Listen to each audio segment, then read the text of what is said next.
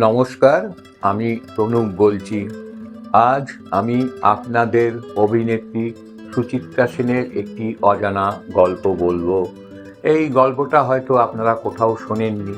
এই গল্পটা শুনে সুচিত্রা সেনের মেজাজ, চরিত্র অনেকটাই আপনারা আন্দাজ করতে পারবেন। ওনাকে হয়তো কোনো কারণে কেউ অল্প বিস্তর আঘাত দিলে ওনার আঘাতটা 10 গুণ হয়ে বাড়ত এবং সঙ্গে সঙ্গে তিনি সেটা ফিরিয়েও দিতেন। এবার ঘটনাটা বলি। 1980 সালের ডিসেম্বর মাস, তখন উত্তম কুমার পৃথিবী ছেড়ে চলে গেছেন। তো সেদিন ক্যামেরাম্যান, পরিচালক দীনেন গুপ্ত, তার সাথে একজন চিত্রনাট্যকার সুভাষ ব্যানার্জি সুচিত্রা সেনের বালিগঞ্জ সার্কুলার রোডের বাড়িতে গিয়েছেন। উদ্দেশ্য একটি ছবির চিত্রনাট্য শোনানো। সেই ছবির চিত্রনাট্য অনুযায়ী পরবর্তী সময়ে তৈরি হয়েছিল অনন্যা, যেখানে মুখ্য ভূমিকায় অভিনয় করেছিলেন অপর্ণা সেন। সেদিন শুধুমাত্র জেদের বশে ওই ছবিতে অভিনয় করার প্রস্তাব ফিরিয়ে দিয়েছিলেন মিসেস সেন। সেদিন সুচিত্রা সেনের ঘরে বসেছিলেন দীনেন গুপ্ত, আর এক পাশে সুভাষ ব্যানার্জি, এবং সুভাষ ব্যানার্জি শোনাতে শুরু করলেন চিত্রনাট্যের খুঁটিনাটি। মুখ্য চরিত্র একজন বাইজির, তিনি কাশীবাসী।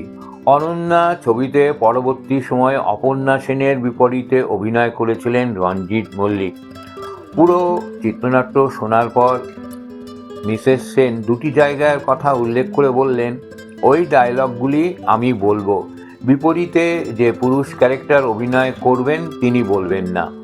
সুভাষবাবু বলতে চেষ্টা করলেন, বিপরীতে যে মেল ক্যারেক্টার থাকবে তার মুখে কিন্তু ওই ডায়লগগুলো না থাকলে পুরো চিত্রনাট্যটাই জোলো হয়ে যাবে।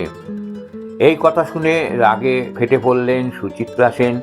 গলা চড়িয়ে বললেন, আপনি জানেন আমার আর উত্তমের অভিনয়ের ওপর কত প্রযোজক বাড়ি গাড়ি করে ফেলেছেন। উপস্থিত সবাইকে অবাক করে দিয়ে সুভাষ ব্যানার্জি উত্তর দিলেন, জানি। আপনার শ্রাবণ সন্ধ্যা, প্রিয় বান্ধবী, প্রণয় পাশা প্রভৃতি ছবির প্রযোজকদের অনেকেই আজ প্রায় সর্বস্ব খুইয়েছেন। এবছর উত্তমবাবু মারা যাওয়ার সময় পর্যন্ত কমপক্ষে 8টা ছবি আপনাদের সুপার ফ্লপ হয়েছে। অথচ ছোট অরিন্দম গাঙ্গুলি হাতে একটা একতারা দিয়ে একটি ছবি সুপার ডুপার হিট হয়েছে। সেই ছবিটির নাম ছিল হংসরাজ। এরপরেও কি বলবেন, আপনার ছবিতে অভিনয় করলেও সেই ছবি সুপারহিট হয়ে যাবে। আপনারা অভিনয় করলেই প্রযোজকদের বাড়ি গাড়ির সংখ্যা 1 থেকে 2, 2 থেকে 3 হয়ে যাবে। বিস্মিত সুচিত্রা সেন স্বপ্নেও ভাবতে পারেননি প্রায় আনকোড়া একজন চিত্রনাট্যকার এইভাবে তার মুখের ওপর কথা বলতে পারে। শুধু মিসেস সেনই নন, সেদিন সুভাষ ব্যানার্জির কথা শুনে হতভম্ব হয়ে গিয়েছিলেন দীনেন গুপ্ত, এবং আরেকজন ভদ্রলোক ছিল তপন বিশ্বাস নামে, তিনিও হতবাক হয়েছিলেন। এরপর রাগে ফেটে পড়ে সুচিত্রা সেন বললেন, খোকাদা না থাকলে না আপনাকে এই বাড়ির চৌহদ্দি মারাতে দিতাম না। বলেই তিনি দ্রুত চেয়ার ছেড়ে ভিতরে চলে গেলেন। তখন তার দু চোখ দিয়ে গড়িয়ে পড়ছিল জলের ধারা। ভাগ্যের কি অদ্ভুত পরিহাস দেখুন, সুচিত্রা সেনের নাতনি রাইমাকে সিনেমায় প্রথম অভিনয় করার সুযোগ দেন সুভাষ ব্যানার্জি তার ময়না ছবিতে। তবে 1980 সালের 18ই ডিসেম্বরের পর সুভাষ ব্যানার্জির সঙ্গে আর কোনো দিন দেখা হয়নি মিসেস সেন। তো আপনারা ঘটনাটি শুনলেন। ঘটনাটা শুনে বুঝতেই পারলেন যে সুচিত্রা সেন কীরকম মেজাজের মানুষ ছিলেন। আসলে পরিচালক, চিত্রনাট্যকার সুভাষ ব্যানার্জি না বুঝেই সুচিত্রা সেনের আঁতে ঘা দিয়েছিলেন, যেটা তার ভিতরে জমে থাকা এতদিনের অহংকারকে ধাক্কা দিয়েছিল। তাই তিনি ক্ষেপে যেয়ে ওই রকম ব্যবহার করেছিলেন।